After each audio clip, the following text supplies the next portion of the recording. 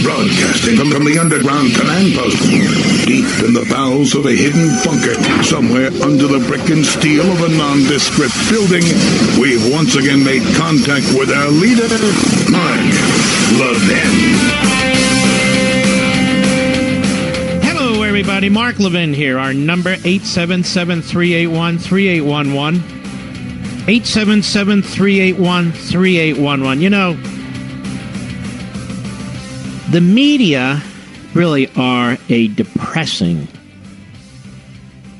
element in this society, don't you think?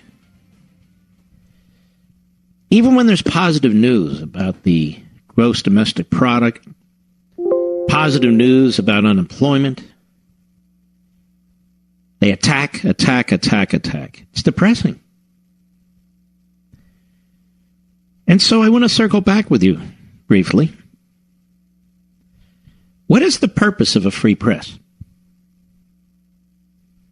What's the purpose of a free press? Is the purpose of a free press for anybody who happens to get hired by a media corporation to say whatever they want, to pop off, to point the nation in a bizarre direction? I'm not saying that should be stopped. I'm saying, not by government, what is the purpose of free speech? Even more specifically, what's the purpose of a free press? Is the purpose of a free press to have a person like Don Lemon on 5 days a week who simply uses his platform to trash the President of the United States? Is the purpose of a free press to have somebody like Brian Stelter on weekends who has as his goal attacking hosts on Fox and the Fox News Channel? No, of course not. When you look at the history of a free press in this country, the purpose isn't to give a platform to individuals to do whatever they want to do, even though they're free to do that, of course. The purpose is to strengthen American society. The basis of our government is really the opinion of the people. Here's the problem. When you look at the era of enlightenment, or what's sometimes called the era of reason, when you look at how so many of these principles, these beliefs, came to be tangible, some governments adopted them, and our government adopted a lot of them.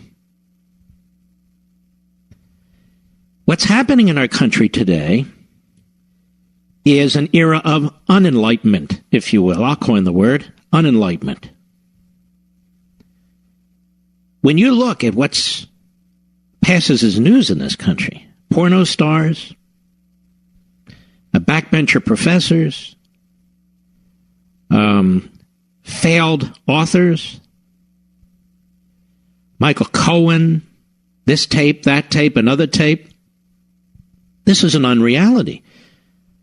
And so the lowest common denominator is the mentality of many of these hosts and their surrogates is what passes for news. But that's not what the freedom of the press is all about. Now, this is an important issue. The statist progressives use freedom of the press to advance their ideology, and that includes tearing down anybody who doesn't agree with them. Even destroying anybody who doesn't agree with them. Now, they can pick a few exceptions and say, well, no, we played this guy and we showed this.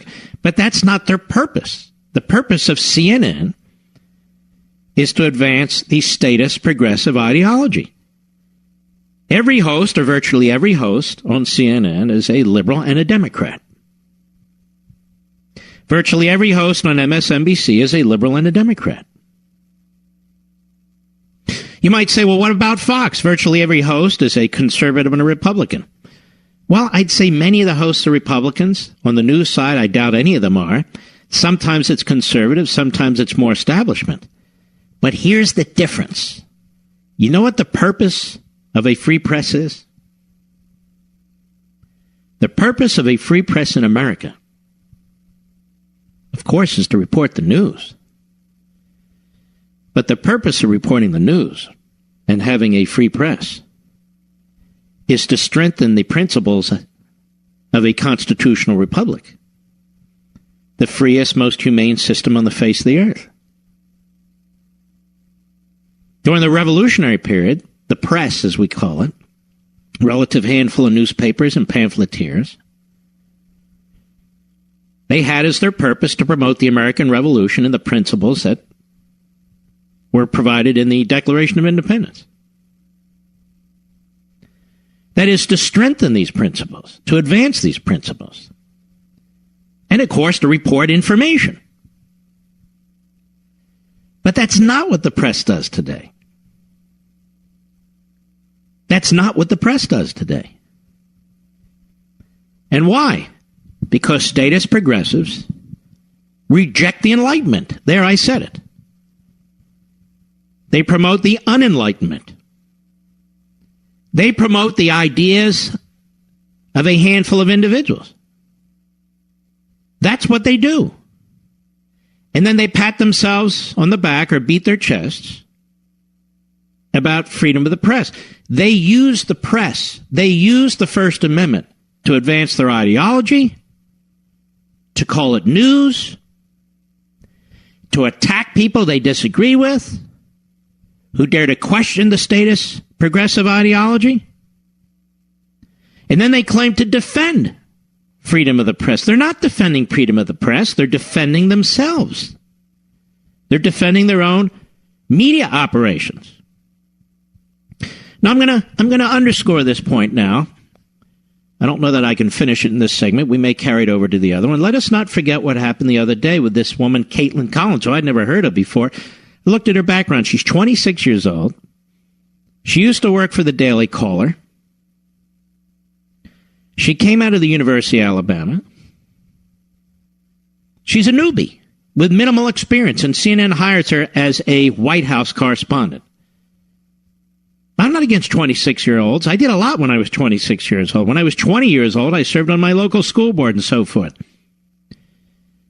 But freedom of the press doesn't rest or fall on Kaitlyn Collins and her conduct during the course of a non-press event.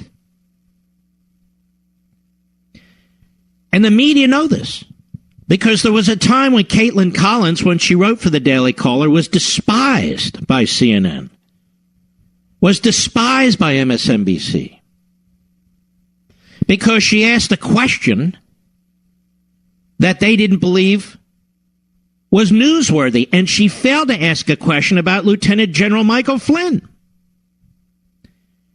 They denounced her, and they denounced the Daily Caller.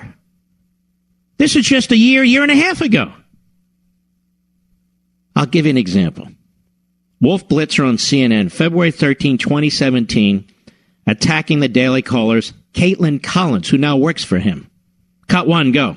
It's interesting that the big news here in Washington, the fate of the president's national security advisor, retired Lieutenant General Michael Flynn, that was not asked of the president. And people are, of course, they're going to take a look. Well, who are the American reporters that the White House decided would be called upon to ask questions? Scott Thuman, chief political correspondent for ABC 7 News, the local ABC and CNN affiliate here in Washington, owned by Sinclair Broadcasting, and Kaitlyn Collins, the White House correspondent for the Daily Caller, a conservative website. People are going to be saying, well, those are the questions that the White House those are the questioners the White House decided to call on for this moment. You see what I mean? He doesn't believe in freedom of the press. He believes in the freedom of liberals, that is, statist progressives, to use the press. Now, they hired Kaitlyn Collins shortly thereafter. She's now their White House reporter, among several. And now all the media have circled their wagons around her.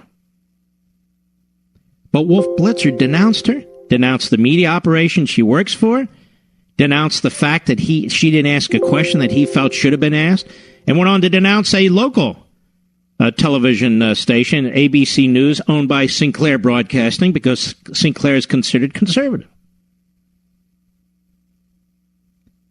I'll give you more. Brian Williams and Katie Tur on MSNBC the same day, February 13, 2017. Again, status progressives. They think alike, they speak alike, they act alike, they party together. Cut 2, go. The news out of this gathering, however, is not anything either leader said. It was exactly the opposite. It's what wasn't said because it wasn't asked. There is no shortage of superb coverage coming out of this White House press corps that has been bolstered and strengthened and contains very few shrinking violets. Look at the work of Maggie Haberman and Ashley Parker, to name two, over just the past few days. But they weren't called on because the questions went to a local news reporter from Channel 7 in Washington, D.C., and a young woman with the website The Daily Caller. And that way, no matter And that young woman, Kaitlyn Collins, is the same young woman a year later, working for CNN. So they're attacking her, they're attacking the Daily Caller, they're attacking the local ABC station, and they're attacking the broadcast company that owns it for not stepping into line. Is that freedom of the press? Is that a free press?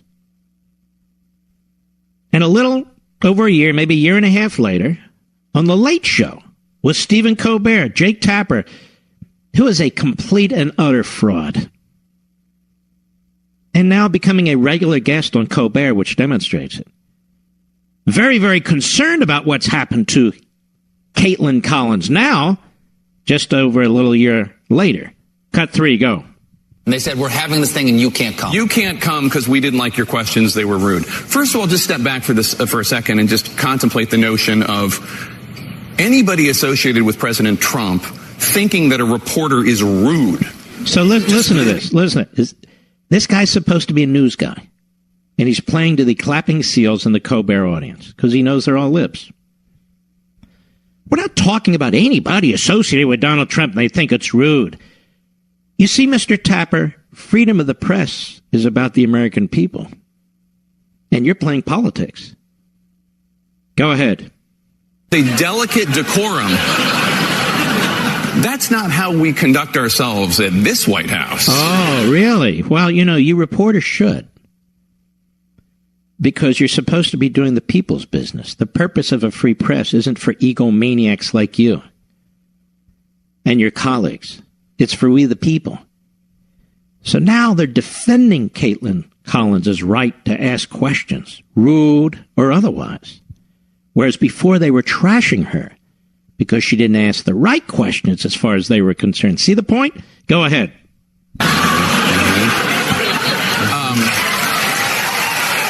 All right, that's enough. This is all staged. Clapping signs are going on and on. That's where Jake Tapper belongs. He's the Ed McMahon to Steve Colbert. We'll be right back. Mark Levin.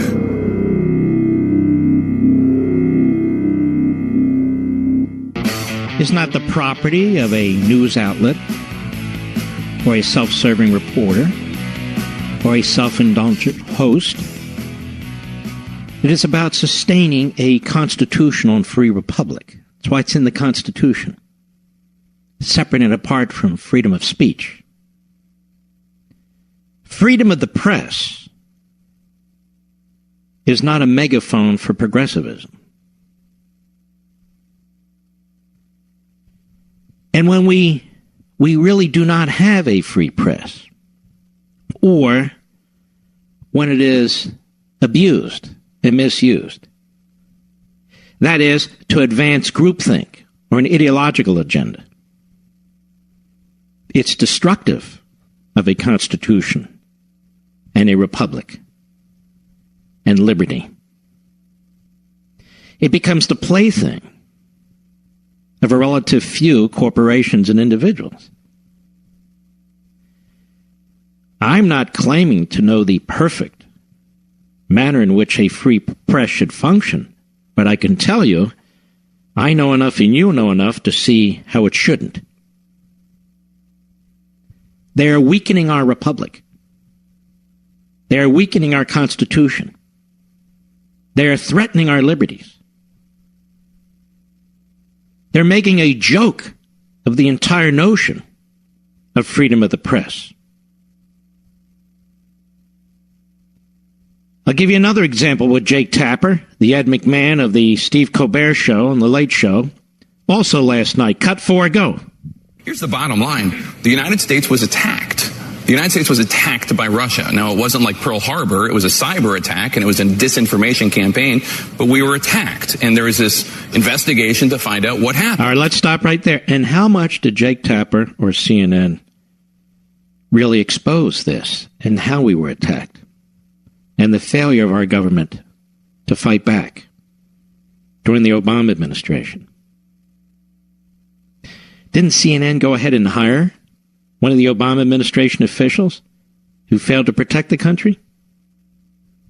Hasn't CNN used as confidential, anonymous sources in some cases, at least without attribution, some of the people in the Obama administration who failed to protect the country? Is it not an abomination that when Jake Tapper speaks like this, he fails to speak at all about those who should be held accountable? He says we were attacked, a cyber attack. Well, ladies and gentlemen, we were attacked in the last election when Barack Obama was commander-in-chief. He ran the Defense Department. He ran the CIA. He ran the National Security Agency and the National Security Council. He ran the Department of Justice. He ran the FBI. He ran the whole kit and caboodle. And Jake Tapper and CNN and the others, they didn't hold them to account. They are propagandists for the statist progressives, the Democrat Party. Groupthink and one voice. That's not freedom of the press. The framers did not put the First Amendment in there to protect Jake Tapper or CNN. They put the First Amendment in there to protect you and me so we could be informed. Informed about what? Informed about our government, to make sure that our government is faithful to its constitutional requirements and limits. That's not what Jake Tapper and CNN do. I'll be right back. You know what they say about